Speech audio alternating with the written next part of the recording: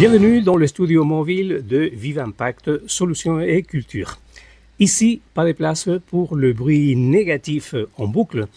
On a choisi de mettre en lumière celles et ceux qui agissent, qui créent, qui proposent des solutions, mais attention, des solutions concrètes et qui font avancer notre territoire. Souvent sans faire de bruit, mais avec beaucoup d'impact. Alors pour ce premier numéro, cap sur l'est de la Réunion, au cœur d'un lieu devenu incontournable, le BIZIC. BIZIC pour nous les métros ou BICIC pour la Réunion. Bien plus qu'une salle de concert, c'est un véritable catalyseur de talents. C'est un espace vivant où la culture s'y construit et s'y partage. J'ai rencontré Pascal Saint-Pierre, son directeur, pour comprendre la vision, les défis et l'énergie derrière ce projet, un projet essentiel pour la scène locale.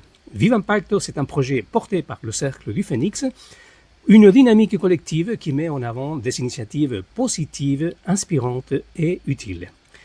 Si tu organises un événement, si tu portes un projet inspirant, tu as une bonne nouvelle à partager.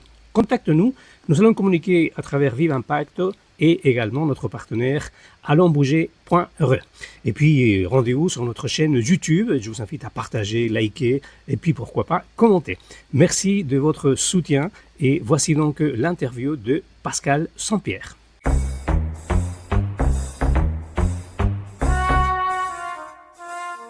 Ouais, donc je suis Pascal Saint-Pierre, directeur du BICIC, le lieu de musique actuel de Saint-Benoît. Alors le BICIC a été créé par des personnes de la société civile à Saint-Benoît. Au départ, moi j'étais simple spectateur en tant qu'habitant de Saint-Benoît, donc ça a été créé il y a l'association en 2012, le premier concert septembre 2014, et là ça a vraiment démarré en 2015. Il faut rendre à César ce qui est à César, donc c'est Jean-François Cadet qui est à l'origine du projet au départ. Moi, je rejoins l'aventure dès le départ en tant que spectateur, mais en tant que bénévole dès 2017. Et ce qui a déclenché, c'était l'envie partagée par plein de gens sur Saint-Benoît de créer un lieu où on pouvait faire des concerts, accueillir des artistes, partager des émotions avec le public. Et on reste aujourd'hui le seul lieu de musique actuelle de l'Est, de la micro-région Est. Donc il y avait vraiment un besoin. Aujourd'hui, en 10 ans, je pense qu'on a démontré avec le soutien de l'ensemble des partenaires, collectivités, que le projet était cohérent, était pertinent et il y a encore beaucoup de développement évidemment. On va avoir une rénovation prochaine qui va permettre de mettre aux normes l'ensemble des équipements et un projet majeur de construction d'une nouvelle salle de concert dans le BICIC aurait la charge. Donc il y a des grands projets. Donc oui, ce qui a motivé la création de ce lieu et de tous les projets qui en découlent et du développement qui en découle également, c'est le besoin dans l'Est d'avoir des espaces, et j'espère qu'il y en aura d'autres. On est en train d'essayer de travailler aussi avec les autres salles au lieu des autres communes. Il y a un vrai besoin, le public a envie, a besoin d'avoir des lieux qui permettent de voir des concerts. En l'occurrence, il y a le Théâtre Les Bambous aussi dans le théâtre et la danse. L'Est a toute sa place, enfin, il n'y a pas de raison qu'il n'y ait pas de propositions artistiques, culturelles dans l'Est, donc on fait partie de ce projet-là qui est majeur, je pense, de structuration. Pascal, as-tu beaucoup réfléchi quand tu avais la possibilité d'être directeur du BIZIC en sachant que c'est l'Est, c'est Saint-Benoît, c'est un petit peu délaissé? Moi je suis bénédictin, donc la question ne se posait pas. C'était une évidence, comme je viens de le dire. Le besoin, il est reconnu de tous et aujourd'hui, on continue à parler de déséquilibre culturel par rapport à la micro-région Est. Ça s'améliore évidemment par nos actions, par l'action de nombreux acteurs aussi très impliqués sur le territoire. On travaille aussi avec des acteurs touristiques. Il y a un vrai enjeu de développement de l'attractivité du territoire. Donc il n'y a pas eu l'ombre d'une hésitation en ce qui me concerne quand il s'est agi de prendre la direction du lieu. Ça s'est fait progressivement, je le disais. Je suis passé de spectateur à bénévole. Après, après j'ai intégré l'équipe et je suis devenu directeur en 2019. Donc c'était presque une évidence. Comment perçois-tu ton rôle? Parce que vraiment, je pense que ça joue beaucoup sur ton rôle, sur ta personnalité, dans le dynamisme social et culturel de la ville de Saint-Benoît. Il y aurait beaucoup à dire. On travaille de manière très efficace avec les services de la ville, le service culturel en particulier, l'adjointe à la culture Anne-Chan Caïbonne, le maire Patrice Célie. Donc on travaille très bien aussi avec la CIREST, et on commence à travailler avec les autres communes aussi de l'île. Il y a eu les élections récemment, donc il fallait prendre ce temps aussi de mise en œuvre, que les équipes soient en place, et on commence à travailler avec eux dans la mesure où on est en travaux, et on va avoir, nous, la nécessité de jouer hors les murs.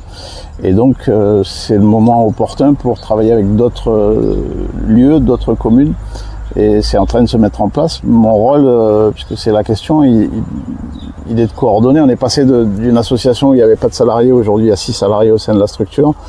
Comme je le disais, on a la confiance de l'ensemble des collectivités qui nous soutiennent et qui soutiennent le projet en particulier que j'ai écrit.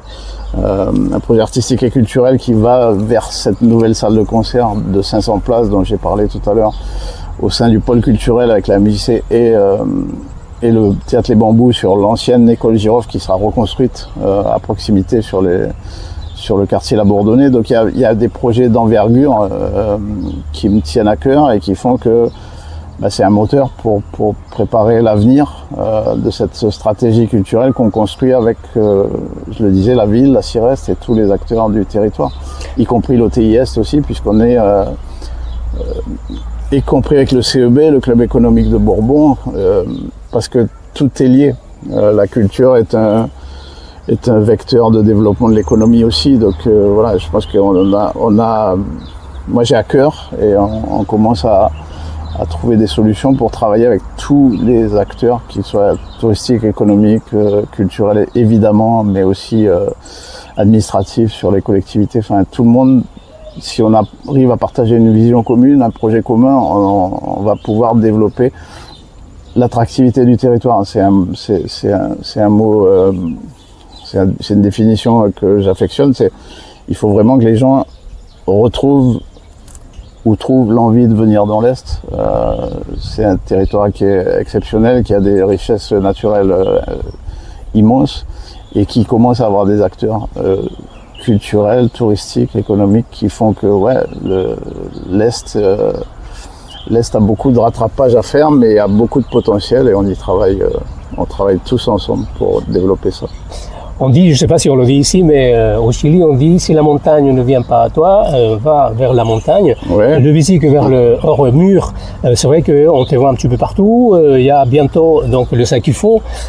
Donc cette collaboration avec les différents acteurs culturels, comment ça se passe? Tu viens de le dire un peu, mais très, très concrètement, ça découle d'une volonté, comme je l'ai dit tout à l'heure, de travailler avec tous les acteurs, le maximum d'acteurs du territoire, et y compris avec le Sakifo, puisqu'on a des liens d'amitié avec Jérôme depuis de longues années.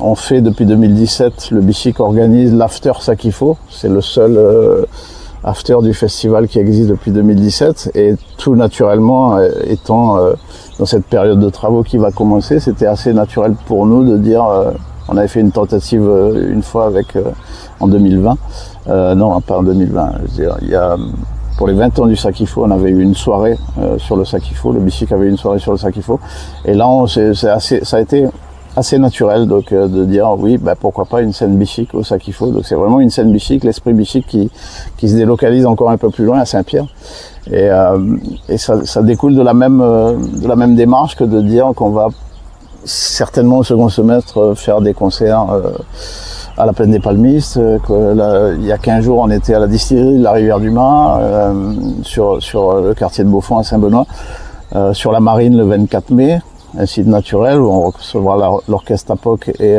DJ La Poussière, et aussi une conférence d'histoire de la Marine de Beaulieu proposée par l'association Sommet S'arrête, ou l'After Sakifo, donc qu'on maintient, même si on aura passé la semaine au Yoma et au Sakifo, Bichic avec sa scène au Sakifo, l'After Sakifo le 12 juin sur l'esplanade du Front de Mer, gratuit aussi, c'est important de le souligner. Donc voilà.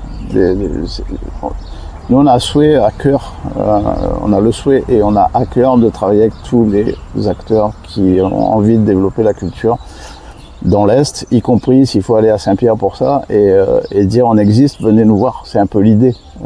C'est une vitrine exceptionnelle pour nous et pour le territoire. Comment tu arrives à à maintenir l'équilibre entre la promotion des jeunes talents, auxquels tu tiens beaucoup, et donc jeunes talents réunionnais essentiellement, j'imagine, et l'accueil d'artistes très connus, voire internationaux. Bah nous, notre mission, elle est simple. C'est sûr qu'on fait de l'accompagnement de la ressource avec le réseau 3R coordonné par le PRMA, le Pôle des régionales des musiques actuelles. Donc cette mission, on y tient plus que tout parce que, comme je le disais tout à l'heure, on a des groupes ici dans l'Est qui méritent d'être accompagnés, d'être soutenus, et on le fait vraiment avec beaucoup d'enthousiasme. Je parlais de Canacel quand il est revenu de France hexagonale où il avait fait ses études, il a fait ses premières scènes ici au Bichic. Il y a Babke récemment qui a fait la première partie de Teen Poppy au théâtre plein air qu'on a reçu ici en scène ouverte et qui fait partie un peu de la famille Bichic. Et il y en a plein d'autres qu'on accueille. Le 9 mai, on a une scène ouverte à la médiathèque de Saint-Benoît. Et c'est l'occasion pour nous aussi de rencontrer des jeunes artistes, ou moins jeunes d'ailleurs, et de voir en fonction de leurs ambitions si on peut les aider. Alors on n'a pas les moyens d'avoir des artistes associés comme les grands théâtres de la Réunion ou d'ailleurs, mais nous on a des artistes partenaires qu'on soutient en leur donnant la possibilité d'avoir des informations d'une part, des possibilités d'avoir des résidences de création sur le Bichic quand il n'est pas en travaux évidemment. On a ce projet chevillé au corps, je le disais, et évidemment de temps en temps on fait des artistes plus connus parce que c'est important aussi par rapport à l'attractivité du territoire qu'on dise on est capable aussi à Saint-Benoît d'accueillir récemment, je les ai déjà cités, mais Balaké Sissoko et Pierre Sfaccini qui ont fait un concert assez mémorable il y a la semaine dernière à la salle Gramont-Lélé. On reçoit Tikok Velaï là ce samedi, toujours à la salle Gramont-Lélé, donc avec qui on est partenaire via la Régie Étoile et la région Réunion surtout, et le CRR évidemment. Enfin voilà, on a tellement multiplié les partenariats j'aurais beaucoup de monde à citer, mais c'est vrai que tout se coordonne très naturellement, j'ai envie de dire. C'est-à-dire les opportunités de faire des artistes connus ou l'envie de faire un Tikok Velaï à un moment donné, parce qu'il fêtait ses 35 ans, on le fait un peu en décalé, c'était l'année dernière, mais on le fait là avec des artistes de renom, James, Gwendoline Absalon, Nono de Kiltir et Daniel Waro, qui seront ses invités sur la scène de Gramont-Lélé. Donc c'est évidemment un concert qui sera également mémorable, qui est déjà complet d'ailleurs, malheureusement, pour ceux qui n'auraient pas pris leur place en fonction de quand est-ce que ça va être diffusé. Mais clairement, oui, et après on fait des groupes émergents parce que c'est notre vocation. Juste pour faire une petite précision, j'ai déjà assisté plusieurs fois à la salle Gramont-Lélé. Il y a à peu près combien de places? 300, 400 places? 558. 500, et c'est en règle générale assez souvent complet. Ouais, sur Balaké Sissoko, il y avait 507 spectateurs, on était presque complet, on a frôlé, mais bon, on n'a pas été tout à fait complet, mais sur les concerts récents qu'on a fait là-bas, c'est complet assez fréquemment. Ouais. Okay. Mais on fait des choix aussi artistiques qui font que voilà, c'est des artistes qui sont plutôt connus qu'on fait jouer là-bas. Donc on s'organise par rapport à la jauge aussi. Ouais. Et pour terminer, alors si tu devais résumer l'expérience au Bichic pour quelqu'un qui n'a jamais mis les pieds, que lui dirais-tu? Il faudra attendre la rénovation terminée pour qu'on fasse une ouverture en fanfare, je pense en 2027. On n'a pas encore les dates précises, ni le rétro-planning des travaux, mais je pense que la réouverture se fera en 2027. Donc il faut être patient déjà pour venir profiter de l'expérience Bichic. En un mot, c'est la convivialité. C'est un esprit un peu festival justement parce qu'il y a plusieurs espaces. On a la chance d'avoir un espace jardin, un espace court et la salle à l'intérieur. C'est aussi un esprit, c'est très familial le Bichic. Donc on peut venir avec des enfants en bas âge. On veille à prêter des casques anti-bruit aux plus jeunes. Il y a des bouchons d'oreilles également pour les plus âgés. Enfin, on a un soin particulier. Puis on peut vivre le concert de manière très différente. pour ça que je parlais d'esprit festival, puisqu'on fait une vidéo projection du concert sur le mur à l'extérieur. Donc les gens peuvent venir à l'intérieur danser s'ils le veulent. Ils peuvent manger parce on travaille avec plusieurs prestataires qui proposent des propositions culinaires différentes à chaque événement. On a un bar, donc voilà, c'est un petit microcosme comme ça où les gens, je pense, ceux qui découvrent nous le disent et ceux qui reviennent sont convaincus. Un lieu de convivialité avant tout et de découverte aussi, parce que les gens nous font confiance aujourd'hui sur la programmation, en particulier quand on programme des groupes émergents où les gens ne connaissent pas forcément, mais on essaye d'avoir cette exigence de proposer des groupes qui sont prêts à faire un concert. On peut faire des premières parties aussi de groupes plus connus. Et donc les gens sont sûrs de passer une bonne soirée. Je pense que c'est sans aucune, sans flagornerie. C'est vraiment l'état d'esprit. Moi, ce que je dis, au pire, vous venez au Bichic, vous prenez le risque de passer une bonne soirée. Au pire. Pascal, merci beaucoup parce que avec tout ce que tu viens de nous raconter, j'imagine que ton planning est assez rechargé. Donc merci de nous avoir accordé quelques minutes de ton temps pour allonsbouger.re, qui on est vraiment très content de pouvoir faire la promotion de vos soirées, de vos spectacles. Merci à toi, merci à allonsbouger.re qui publie nos événements et on est très heureux de ça. Donc merci à ce nouveau média qui vient de sortir. Et forcément, je t'ai donné beaucoup de boulot parce que tu as beaucoup de montage parce que je suis toujours très bavard.